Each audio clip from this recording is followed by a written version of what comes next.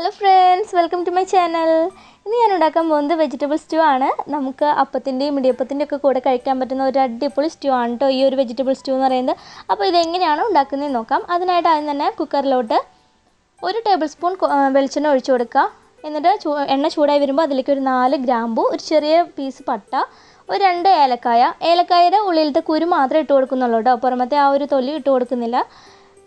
അതിനുശേഷം അതിലേക്ക് ഒരു ചെറിയൊരു പീസ് ഇഞ്ചി ചെറുതായി കട്ട് ചെയ്ത് ഇട്ട് കൊടുക്കുന്നുണ്ട്. അത് ചതച്ചിട്ട് ഇട്ട് കൊടുക്കണമെങ്കിൽ അങ്ങനെ ഇട്ട് കൊടുക്കാം. പിന്നെ ഒരു വെളുത്തുള്ളിയുടെ അല്ലി ഇട്ട് കൊടുക്കുന്നുണ്ട്.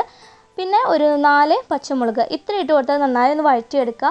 അത് നന്നായി ഒന്ന് മൂത്ത് വരുന്ന സമയത്ത് അതിലേക്ക് ഒരു മീഡിയം വലുപ്പത്തിലുള്ള സവാള നുറുക്കിയത് ഇട്ട് കൊടുക്കുകയാണ് കേട്ടോ.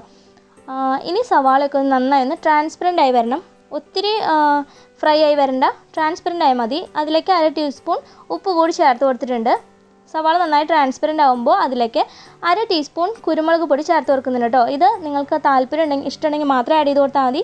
അതുപോലെ സ്റ്റൂവിന് ഒരു ബ്ലാക്കിഷ് കളർ വരും ഇതുപോലെ കുരുമുളക് പൊടി ഇട്ട് കൊടുക്കുമ്പോൾ.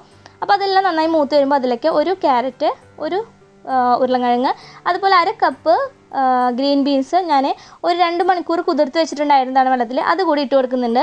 അപ്പോൾ ഈ ഒരു സമയത്ത് നിങ്ങൾക്ക് ഇതിലേക്ക് കോളിഫ്ലവർ, ബ്രക്കോളി അല്ലെങ്കിൽ ബീൻസൊക്കെ ഇട്ട് കൊടുക്കണമെങ്കിൽ ഇട്ട് കൊടുക്കാം. എന്നിട്ട് നന്നായി ഒന്ന് വഴറ്റിയതിന് ശേഷം അതിലേക്ക് ആവശ്യത്തിന് കുറച്ചുകൂടി ഉപ്പിട്ട് കൊടുക്കുക. ആ പച്ചക്കറിക്ക് ആവശ്യമായ ഉപ്പ് കുറച്ചുകൂടി ഇട്ട് കൊടുക്കുക. ഞാനിപ്പോൾ ഒരു 1/2 ടീസ്പൂൺ ഇട്ട് കൊടുത്തിട്ടുണ്ട്.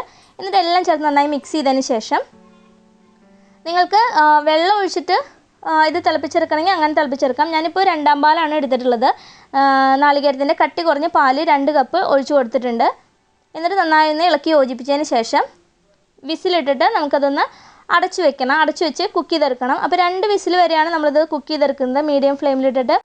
അങ്ങനെ 2 വിസിൽ വന്നതിന് ശേഷം പ്രഷറൊക്കെ കളഞ്ഞിട്ട് നമ്മൾ മൂടി ഓപ്പൺ ചെയ്തിട്ടുണ്ട്.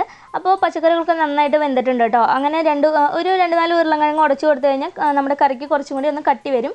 ഒന്നുകൂടി കട്ടിയായിട്ട് കുറുകി വരണമെന്നുണ്ടെങ്കിൽ ഒരു ടേബിൾ സ്പൂൺ മൈദയോ അല്ലെങ്കിൽ കോൺഫ്ലവർ കലക്കി ഒഴിച്ച് നന്നായി തിളപ്പിച്ചെടുക്കുക. അതിനുശേഷം 1-ാം പാല്, നാളികേരത്തിൻ്റെ 1-ാം പാല് നല്ല കട്ടി പാൽ ഒഴിച്ചിട്ട് നന്നായിട്ടൊന്ന് ചൂടാക്കി എടുക്കണം. അപ്പോൾ ഒത്തിരി തിളപ്പിച്ചെടുക്കണ്ട. 1-ാം പാൽ ഒഴിച്ചതിന് ശേഷം ഒത്തിരി തിളപ്പിക്കാൻ പാടില്ല കേട്ടോ.